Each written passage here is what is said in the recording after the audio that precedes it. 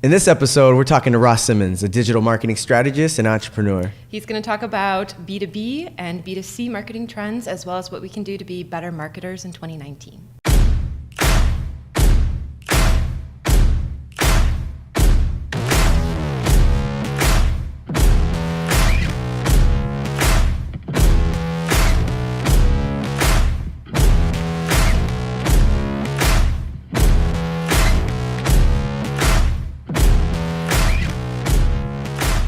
Hey everyone, welcome to In Good Company.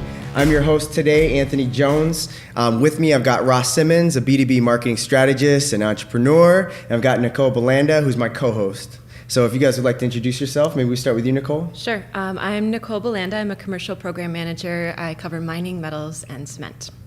My name is Ross Simmonds. As Anthony mentioned, I'm a digital marketing strategist and entrepreneur focused on the space of B2B marketing. Excited to be here and chat with you guys today. It's going to be fun. Yeah, we're excited to have you. I think that, so this episode is heavily focused on marketing, and we've engaged our Yammer community as well, specifically the marketing teams, to just let them know that we're going to be meeting with you if they have any questions. So we did get about a dozen questions, actually. That's so it's awesome. Pretty sweet, that I think are all great questions. So. I love it. But I think if you could... before we get into sort of how we met Right. and that kind of stuff, because there's a story there as well. Yeah. If you could just talk a little bit about, what it is you're doing. You've got 3 businesses. For sure. We want to know about all that stuff. Yeah, for Can sure. you believe it? Yeah, so serial entrepreneur at heart. I've been starting businesses from the time I was a young kid. Like I remember my first business was selling do-rags out of my locker when I was in high school. Before that, Wait. Yeah, Were you yeah. successful? It was pretty successful. I was able Mark to pay for Cuban would poutine. like you. I'm from Canada, so the big deal was being able to buy your own poutine every single day, and I was able to do that with this little business. Wow. But from there, I ran a fantasy football blog, and that kind of gave me the insight into the idea that this internet thing was going to last, and I turned that into RossSimmonds.com, which became a marketing blog that covers all things marketing, ranging from career to B2B strategies, SEO, social media, all of the above. And people just started to take notice from all over the world, and people started to read it, and very quickly I started to reach tens of thousands of people, hundreds of thousands of people, and then it just continued. So today I run Foundation Marketing, which is a content marketing agency. We focus on B2B brands ranging from startups all the way up to enterprise companies. We help them with the development of strategies, but also with the execution of that when it comes to content marketing. In addition to, as Anthony mentioned, I run a handful of other businesses. I have a company called Hustle and Grind, which is an e-commerce site. I'm super interested in that. Yeah, That looks so really it's been cool. fun. Yeah, it started with just like a love and obsession for coffee. And then from there, hence the name Hustle and Grind. So it's like the coffee grinds. And I started this company, and it's been amazing. Like our posters are hung up in some of the biggest companies in the world, and people love our inspirational content. And it's been great to kind of launch that. But those are just a few of the public businesses. I have tons more. Like I'm a true serial entrepreneur, and I love creating things, getting them out there to the world, and seeing how the world reacts to it. Yeah, well, one of the ways we met, another thing that you do is you travel the world basically speaking at a lot of different conferences. So speak to that. What was the last one you... So just last week, I was speaking at a conference down in Stockholm, so in Sweden, and I'm going to San Diego next week to speak at another event.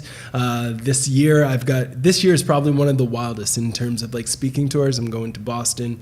I'm going to be in New York, Toronto. It's going to be a busy one, and being a new dad, it's always a love-hate relationship situation because it's like, oh, I miss my baby, but at the same time, it's great to kind of talk about my love, which is marketing and tech and digital. So. What's your topic that you really get excited about if somebody asks you to come talk? Yeah, so I'm truly a geek when it comes to this stuff. I can talk about anything, and as you guys are probably starting to know, like I can ramble for a bit about almost anything when it comes to marketing. But I love talking about content marketing and helping organizations understand the importance of experimentation when it comes to content. A lot of times we make the mistake of just like getting into a lane and staying focused on doing things that don't work. And I have this belief that you need to experiment. Like at least 10% of the efforts that an organization embraces every single year needs to be things that get them a little bit uncomfortable. And I think that that's something that, as you can tell, gets me pretty excited to like talk about it. That's cool. I think we are very much, we're a little bit rigid in how we go about things just because we have such a history. Right. experimenting is encouraged, Right. but we're all like, Right. Yeah. so interesting. Yeah, no, I love the experimentation. I talked about this a few years back with the team around like the 70-20-10 model. And the 70-20-10 model is this idea that 70% of the marketing efforts, the communication efforts that you do should be things that you know are going to work. 20% should be things where you're trying a new channel, maybe you're trying a new type of content, you're trying a new format. The topic might be validated. You know that it's probably going to work, but it might not. And then 10% should be a complete just swinging the bat, trying to see what works. And it's like, And you that's when typically you want to some hope that it channel. fails, right? Exactly. Right? 'Cause then you can learn from it, and you that can sort of learn thing, from it, so. right? Like a lot of people don't realize, but the only way that you can get better is if you are constantly learning from past mistakes. That's how we learn how to walk. Like I look at my kid and she's falling when she's starting to walk and trying to figure this out. It's an experiment. You're just constantly trying and you're learning as you go, but okay, I have to put my foot this way. And the same thing works in marketing. You learn that you have to talk a certain way on different channels and you apply that across an organization, and it can give you that competitive advantage when your competitors are sitting on the sidelines waiting for everybody else to figure it out. Yeah, and that's how we actually met. So Yeah. a couple years ago, I think you were presenting at MozCon, Yeah. awesome conference. And you were, and that was specifically your speech was. The experimentation speech. And it totally spoke to us. I was out there with Caitlin. I was out in Seattle.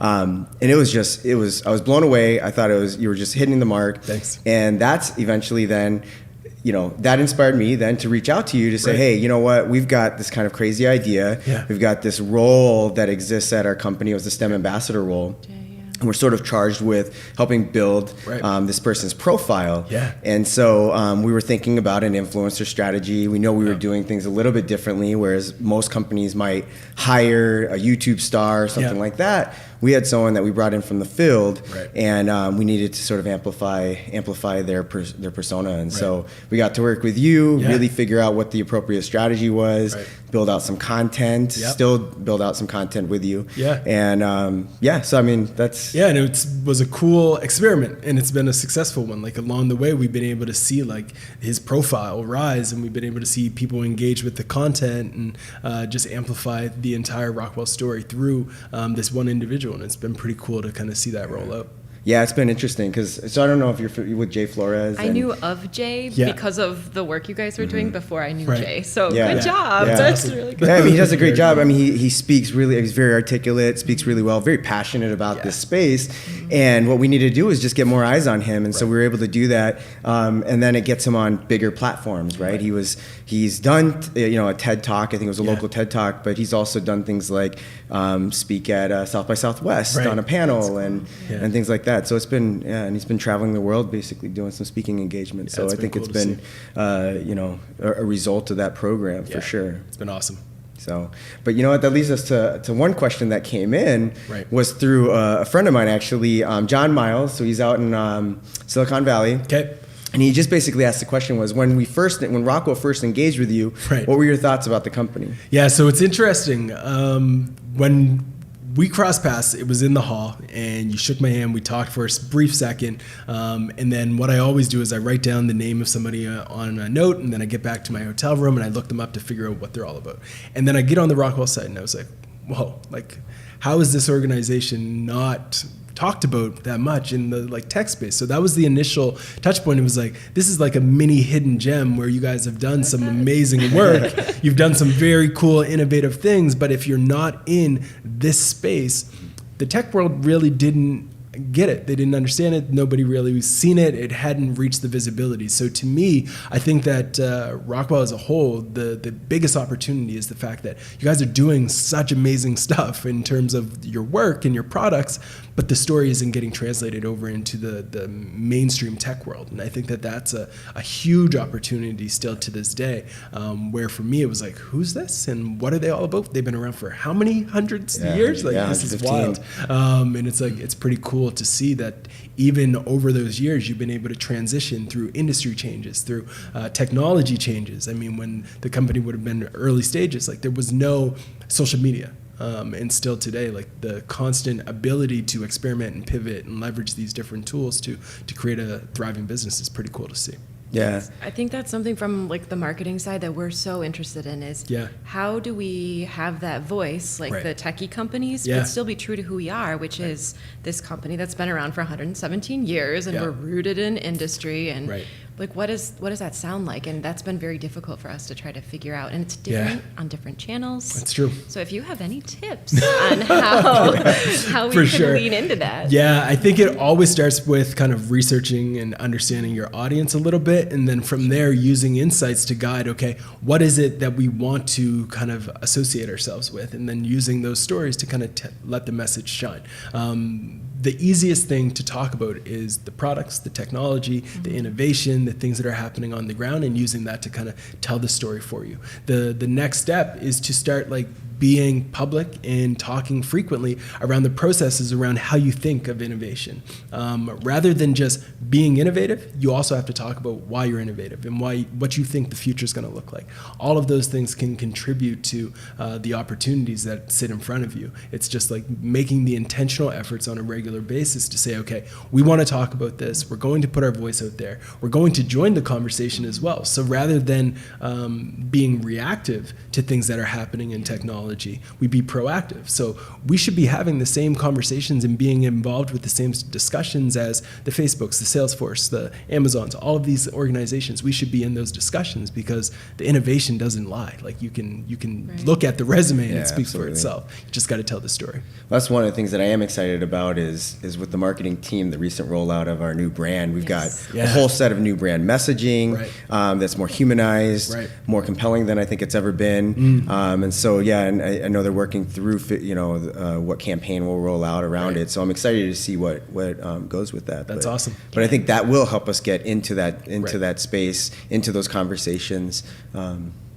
Makes sense. Expanding human possibility. Like as soon as we heard it, we're like, yes, that is exactly what we're doing. It's true. It's true. It's like, when you think about that, that's an interesting angle because a lot of times in the industry today, everyone's talking about automation taking the jobs. Or like being an enemy. That immediately disarms 100%. Oh, yeah. Every time. When in reality, if we can think about it in a sense that this is going to be like our Iron Man suit, then that's when you can reach that like unlimited possibilities for a human. Like that's the augmentation of humans rather than the replacement. And that's powerful. So owning that story and embracing it and telling it frequently, it speaks for itself. I think that's actually a good segue then into sort of the core topic that we want to talk to you about today is really around maybe the latest trends in B2B, but even more so, what are the latest trends in B2C that might influence B2B? And so maybe before we dive into those specific things, maybe we could start out with if there, our audience is pretty broad, although this is a marketing focused podcast, it will be open to all of our employees. And so what is B2B? What does it stand for? What's the acronym? And what's B2C? What's the difference? Great question. So the difference between B2B and B2C is this. When you think about B2C, it's a company selling to an individual consumer as an individual like person. So Ross Simmonds as a person would buy a pair of shoes, and that's a B2C transaction where the organization has developed the shoes and they've sold them directly to me. They've conveyed content to me in a unique way through something like Instagram, through Facebook, whatever that may be, but they're selling to me as an individual.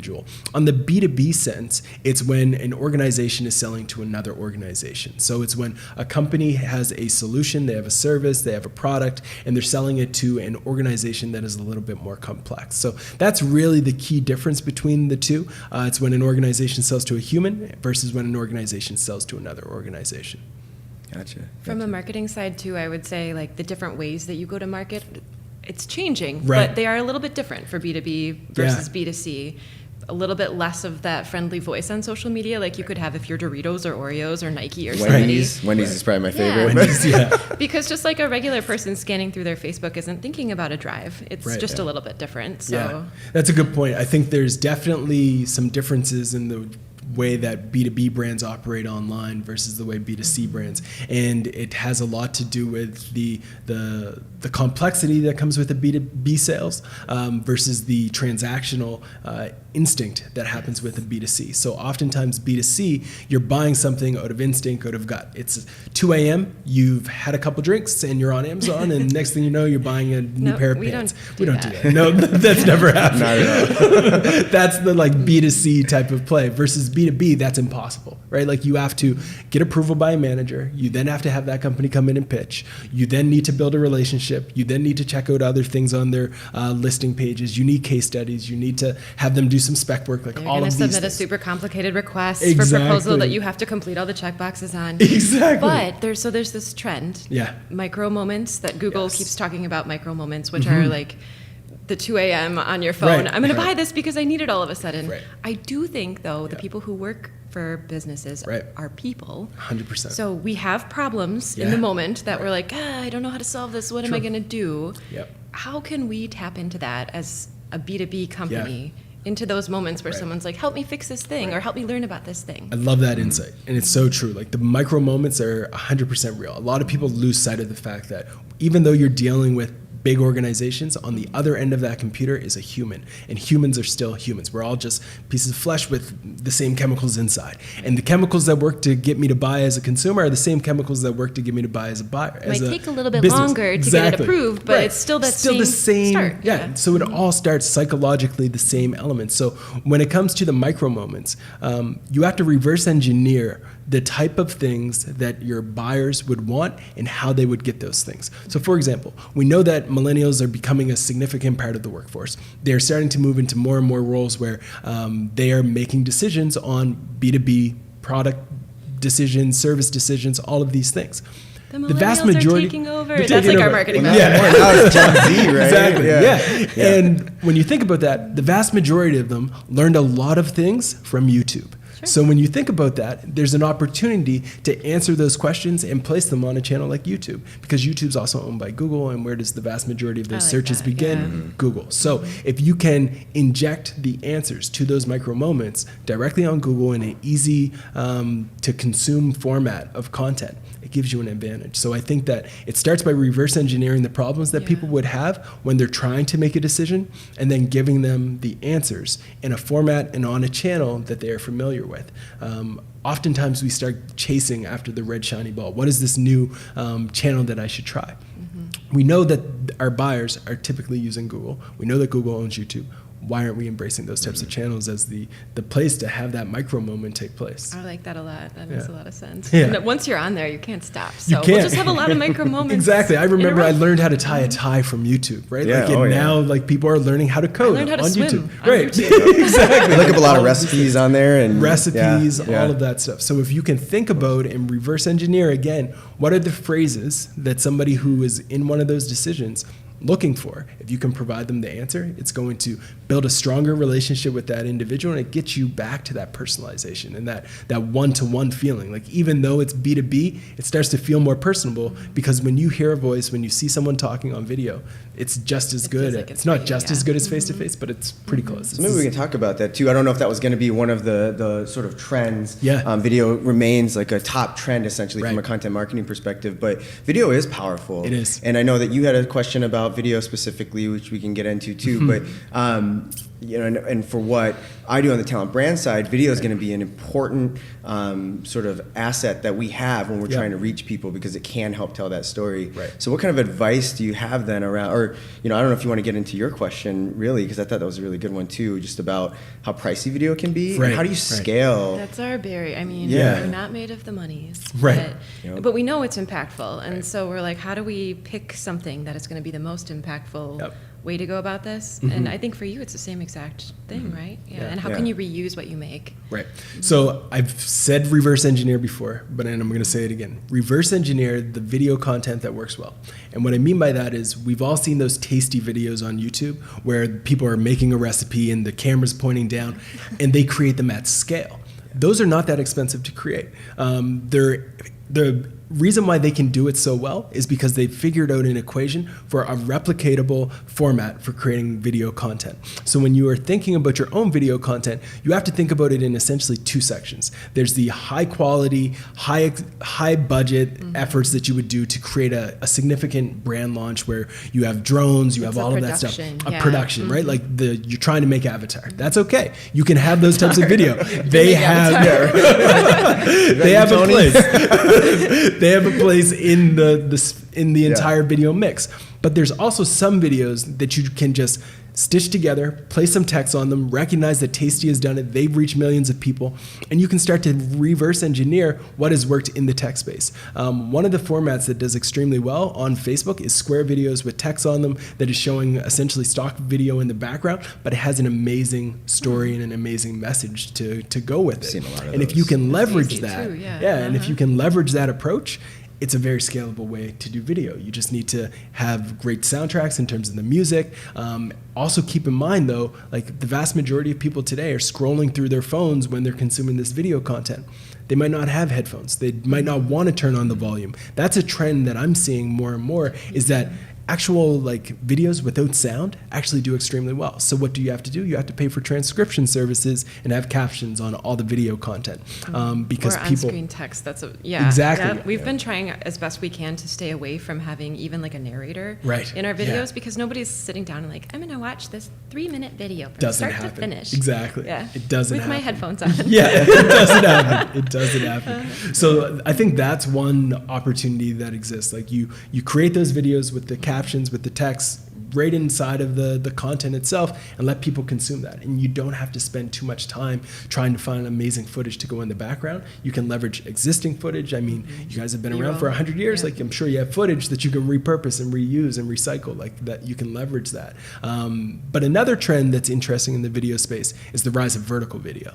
And this is something that I've been thinking a lot about. I haven't really capitalized on it to the best of my ability yet, but it's something. What is vertical? So vertical video is the idea that, so remember when you would record a video and everybody would yell at you when it was very thin on your phone? Yeah. Now people... That's what you're supposed to do now? Yes. So now people are Instagram stories. Instagram stories, all of this content. Snapchat, people are embracing vertical video now because it takes up your entire phone screen. So there's a lot of opportunity, I believe, in embracing both sides of the formats when it comes to video. You want to record both in a format that is square, so you can share directly in a feed, but you also want to record it in a format that is vertical, so you can have sponsored stories, so you can take over a Snapchat stream. Like, you can embrace those different channels as well, and give people a more intuitive and really take over their entire screen when it comes to their phone. So I think we're just now starting that even on our talent brand side. So for those of you watching behind the scenes, we've got a filmmaker, Tony Nunez. You can't see him. He's watching us right now. But but anyway, that is one of the things that we've been doing, is as we create videos, we are creating an additional set for that in case either the business wants to do sponsor stories, or maybe our marketing team wants to do that. We've been making it because it's awesome. It doesn't take too much work to basically size it to that. So, exactly. And when you think about it, that's where people are going. Like, Instagram is taken over, like the Instagram stories section surpassed the number of users that Snapchat had within a couple months. People want vertical video, and if you can create it and deliver it to them in an effective way, it works just as well as square video. It's just formatted in a way that they don't have to change their phone and move it around, and it just gives you a better user experience. Yeah. Cool. I can't believe that's the right way to do it now. Yeah. Things change quickly. I just finally got used to doing it the wrong way. That's fair. Yeah. No, it's interesting. I mean, that's the other thing that I love about this space. Like, it's constantly changing. You never know what's going to be next. There's always things and innovations that you can leverage. And that's where that 10% of experimentation comes from that we talked about earlier, where you should be embracing that idea of experimenting with at least 10% of the things that you're doing on a regular basis, like vertical video. I love that. You talked about personalization a little bit ago, and how videos feel very personal just because you're watching someone else talk to you, basically. We tend to get a little rigid about personalization here, and we make like 7 different personas for an industry and try to figure out what their pain points are and where they're going and blah, blah, blah, blah, blah. And I think we get so weighted down in defining these personalized people that we don't get anything out.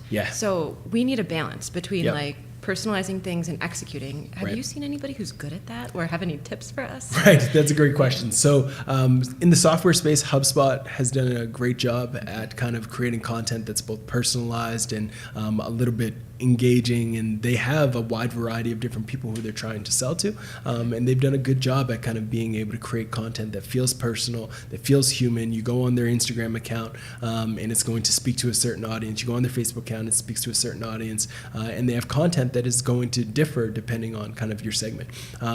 What I think is key when it comes to personalization is having great data.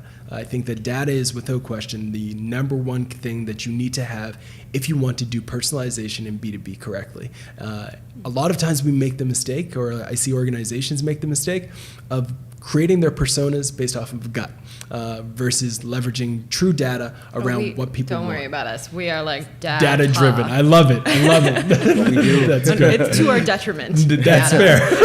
That is fair. Yeah. So the cool thing is, once you have the data, and if it is clean data, you can start to segment your audience based off of who's consuming what. So you can start to push personalized messages to people based off of their persona, and then you just need to start creating content plans and strategies that are based off of the persona. So it's a lot more work to it's execute like at scale. 4 times as many plans. Exactly. I think, and that's where we get hung up. And so then we're like, we're just going to mush it all together and make it for one person. So then it's all reusable, and that's obviously not the right answer either. Because the challenge is, if you try to speak to everyone, you speak to no one. So you want to have, you really do want to understand the pain point. And if you need to take a step back where it's like, okay, this is the persona that we're going to focus on for a short period of time. I've just said, I can talk to an operations manager. I can't talk to everybody. No, exactly. And I think that's the right approach. I think you need to identify who's the priority persona, focus on them, and then once you do that right, and you've given them that level of personalization and the experience that you want to give them, then you can start looking at other personas as well, and get the entire team bought into that idea. I like it. Yeah. That's cool. Cool. Good. I don't know if we want to get any other questions before we move into maybe the next thing I wanted to ask you about, which is how to be a better marketer in 2019. Because you had an interesting blog post about it. One that really resonated with me. It's about you.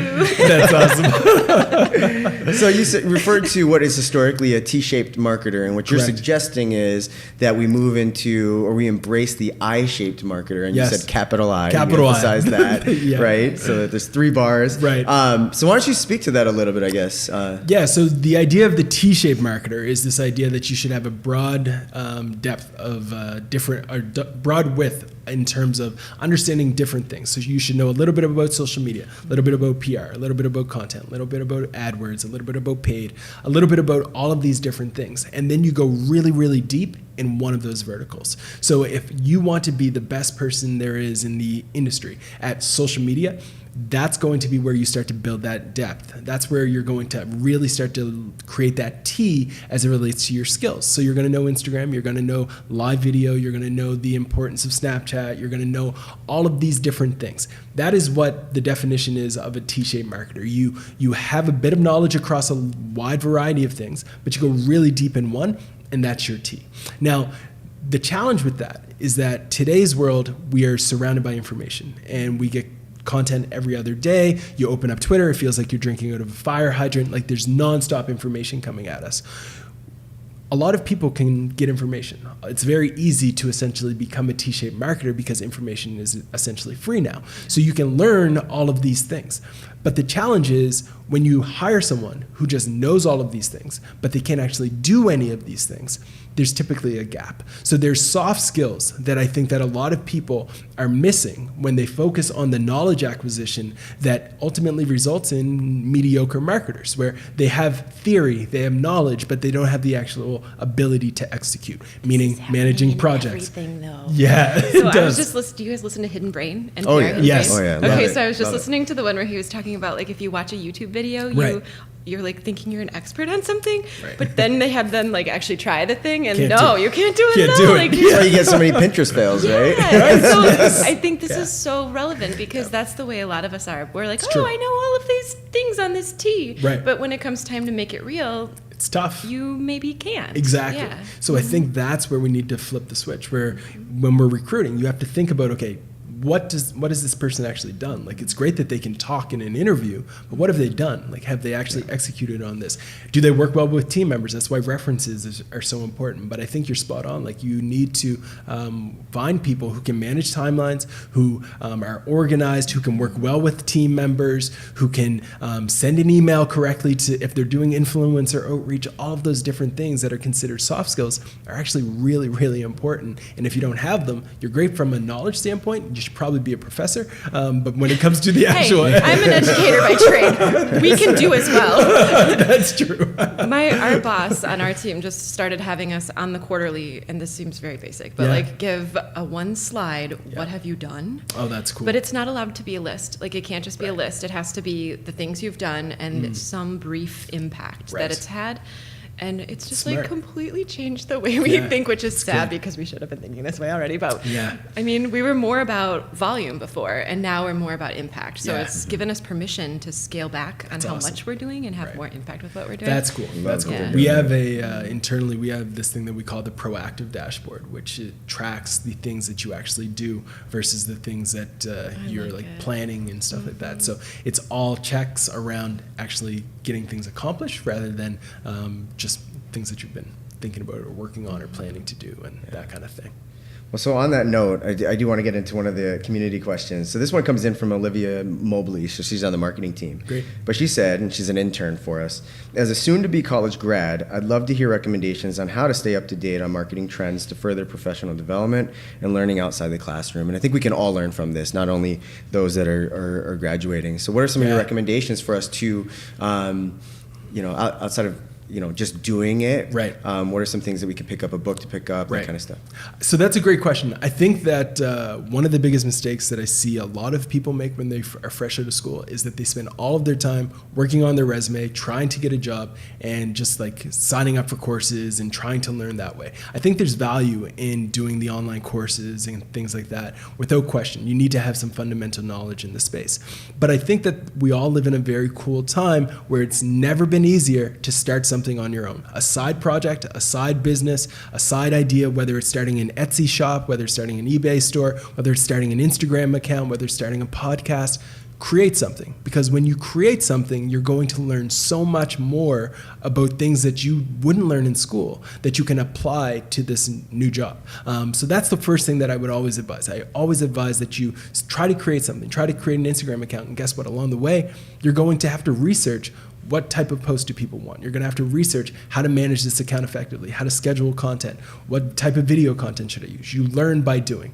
But in addition to that, I think that social media offers a great opportunity to get distracted, but it also offers an opportunity to get educated. So if you are leveraging these channels, recognize that Facebook can, without question, sidetrack your entire day and put you into a rabbit hole where you're talking about fantasy sports for hours. That's typically what I do. But you can also go down a path where you're learning about technology, where you're learning about information architecture, where you're learning about websites, where you're learning about marketing.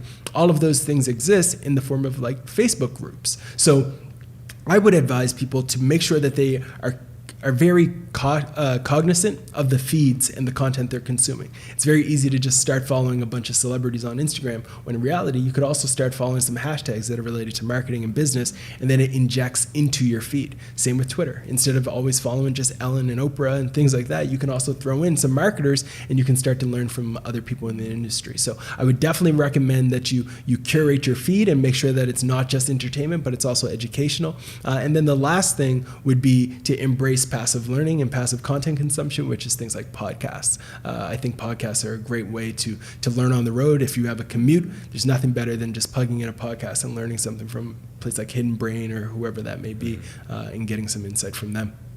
Love a good podcast. I know. Actually, when we were talking, there's a lot of commonality between some of the shows that we're watching and that sort of thing. But so what are some of your favorite podcasts? Actually, let's start with, what are your favorite podcasts that a marketer should listen to? So my number one right now, and it's marketing, but I think a lot of people can take from it, is Master of Scales by Reid Hoffman from LinkedIn. I'm so excited. So good, so good. So what Reid does is he interviews a bunch of folks who have created some of the most successful companies in the world, and he talks about how they were able to scale and how they were able to grow.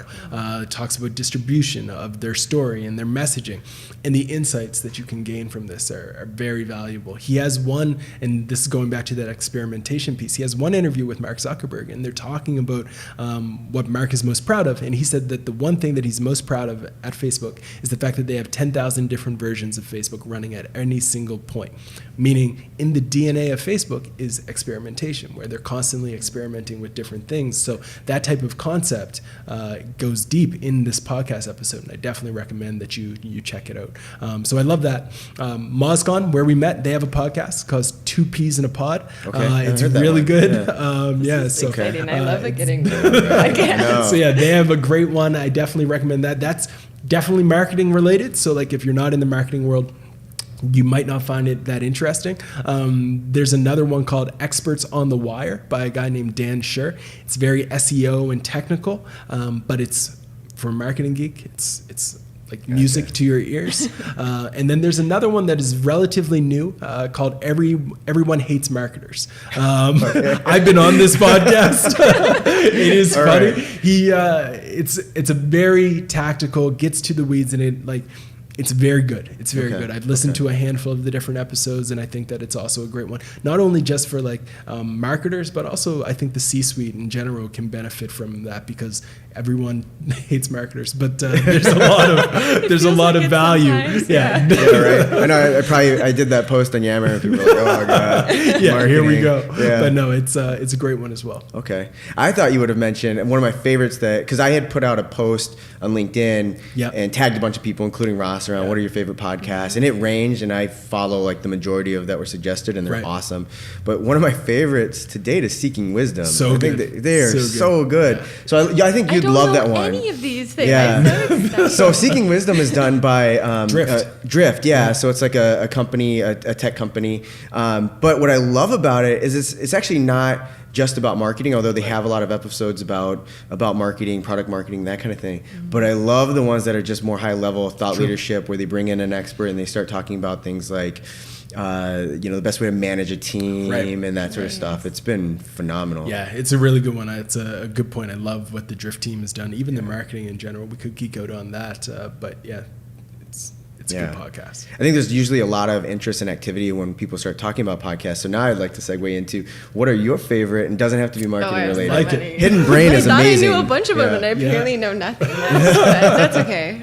So what are your top? I love Work Life, which we were talking about with Adam Grant. That one's really good. Yeah. I can't wait till they have their new stuff. So Adam Grant, by the way, for those listening, we have a book on the table there. It's called Originals. It's probably my favorite book that I've read. And he has a podcast called Work Life. It's through who's it through? NPR, right? Or TED? TED. Okay, through TED. And he was the co-author of Lean In.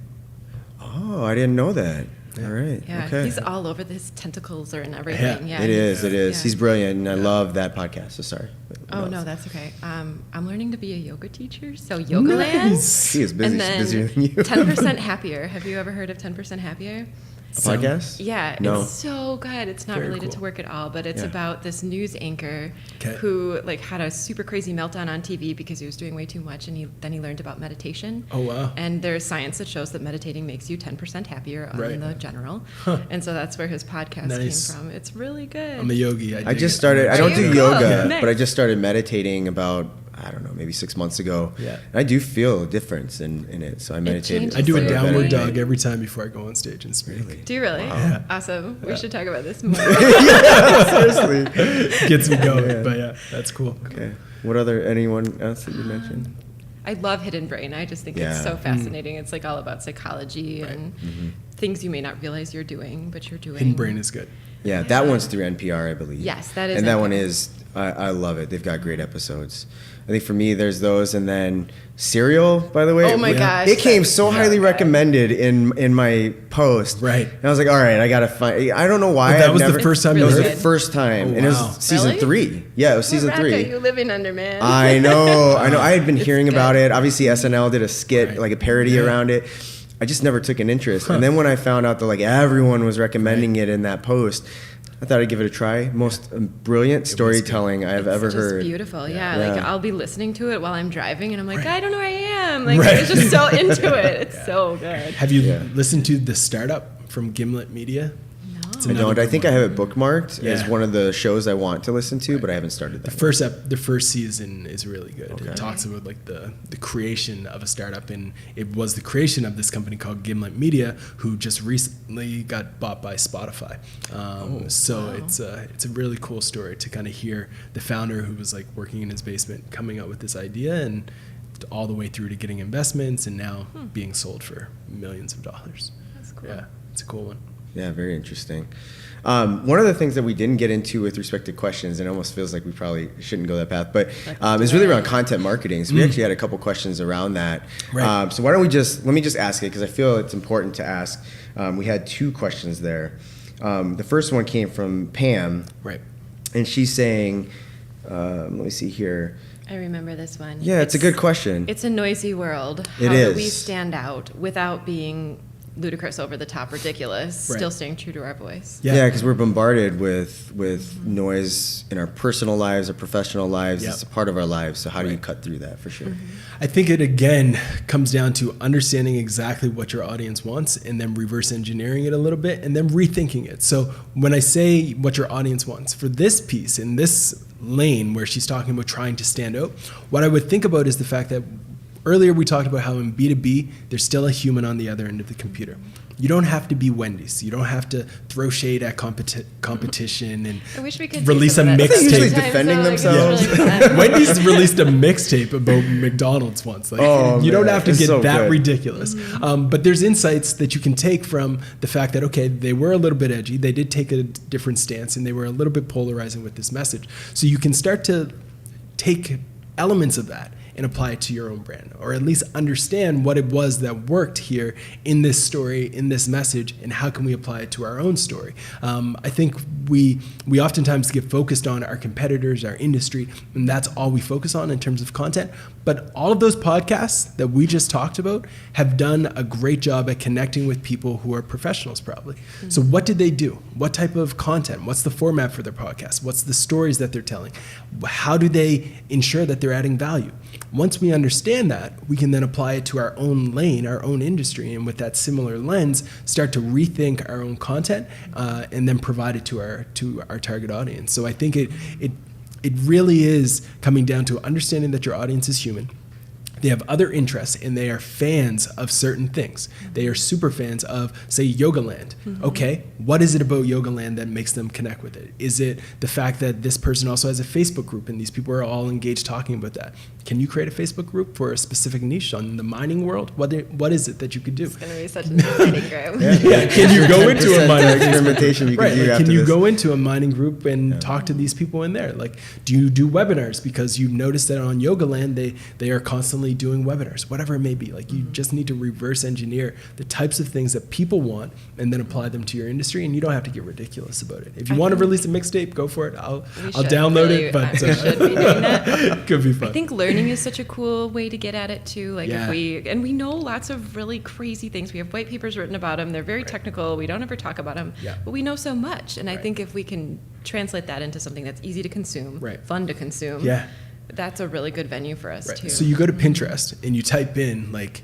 infographics and you look for the trend. What is it that, or infographics business, and then you look at what type of infographics are trending the most on Pinterest, and then you can apply that same insight to these white papers with tons of valuable info, and you say, okay, if we take this info and we turn it into a format like this, it's going to drive success.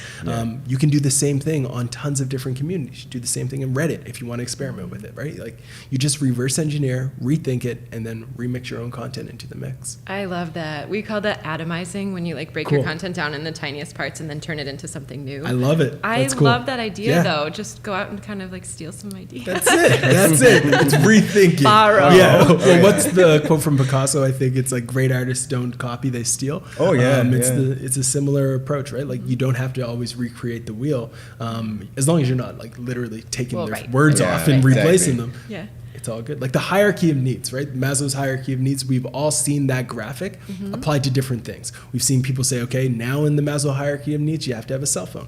Now you have to have this. Now you have to have Wi-Fi.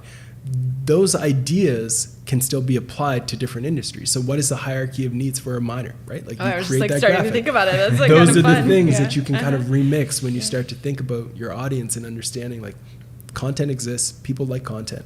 Let's just give them what they want with our own unique spin to it. I love that. That's so actionable. Like, you already have this. Now go find out which other channels this could be a success on. Exactly. Exactly. Cool. It's been a fun dialogue. I actually have no idea how long we've been talking, but I do want to get into one more thing before we wrap this up. I know. No clock. No idea. It's okay. I feel like a lot of people in this space around marketing, we get caught up in ROI, right? Yeah. What do we report out on? What are the best things to that sort of stuff? I think obviously it comes down to what are the business objectives, and are you meeting those business objectives through your strategy and approach? But a question did come in from Deborah, and she said, what is the best case that you've had to justify ROI for a B2B marketing campaign to the company's leadership? Right. So I always say that marketing is the wingman of sales, right? Like, we are meant to arm sales with leads. We are meant to arm sales with a brand that when they reach out to someone, that they are being met with a very nice response. That is marketing's job. So when it comes to the ROI, you have to think about, okay, what is the buying cycle that a customer would go through, and how can we track and monitor the different KPIs along the way? So at the front end, when you're talking top of funnel, we want to see an increase in traffic. That's a very easy to measure thing. From there, you want to start tracking marketing qualified leads. Okay, somebody downloads a lead magnet, they download a white paper, whatever that may be. That's something that they have downloaded. We can track that. If they are then downloading or signing up for a demo, that is in SQL. So we want to track a sales qualified lead. That is also something that we want to validate and we want to keep track of. And then when it comes to the outcomes of all of this, we want to ensure that it's having year-over-year growth, month-over-month growth, and we can translate that all back to the efforts that we're doing. So if we are creating more content and it's targeting the right audience, we're remixing those white papers and we're turning out great lead magnets, and we're seeing all of the boats rise as a result of that. That's the ROI of content marketing. So I think that it starts by understanding your funnel in terms of your sales process, and then creating metrics along the way that can actually rise due to the efforts that you're implementing, for sure. Gotcha. All right, one more question then. Okay. It's more curiosity. So obviously you don't know the ins and outs of our company. For sure.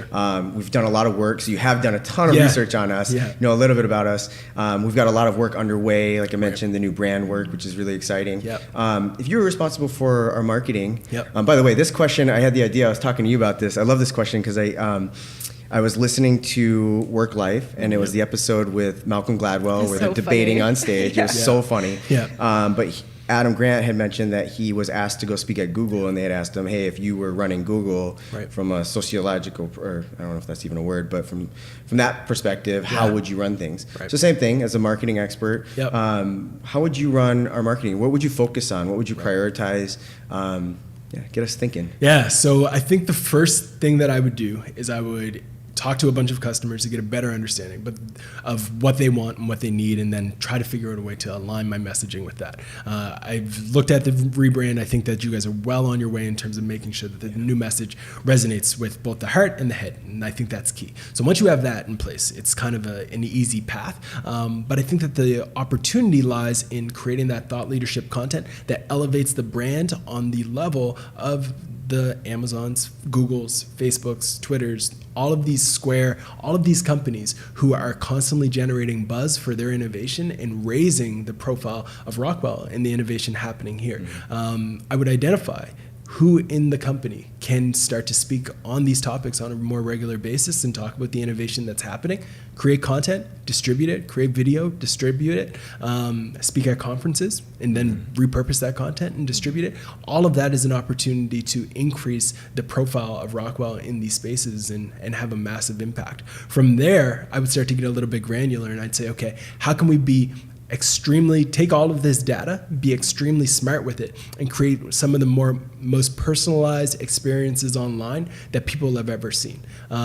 We are in this world where a lot of the decisions are starting to happen from a Google keyboard. So when I land on the Rockwell site, how can I create a very personalized experience? How can I ensure that experience feels like Rockwell knows exactly who I am, what I've bought in the past, who I bought it from, what distributors I bought from. All of those things need to come into this, and I think that's a huge opportunity. And then the last piece, when I spoke about distributors, I would think about how to empower distributors to tell the Rockwell story even better. Okay, I was going to add another question because like we are kind of unique in how we go to market, being primarily through distributors. Right. So like our voice is our voice, but it's also someone else saying things for us. Right. So I'd love to hear some ideas on how to so I think it's empowering your distributors in a few different ways. One, arming them with content. Two, holding them accountable to your scorecard, like making sure that they meet those essence and they get better. But in addition to that, it's like, how can you give the distributors the content that they need to sell your story better?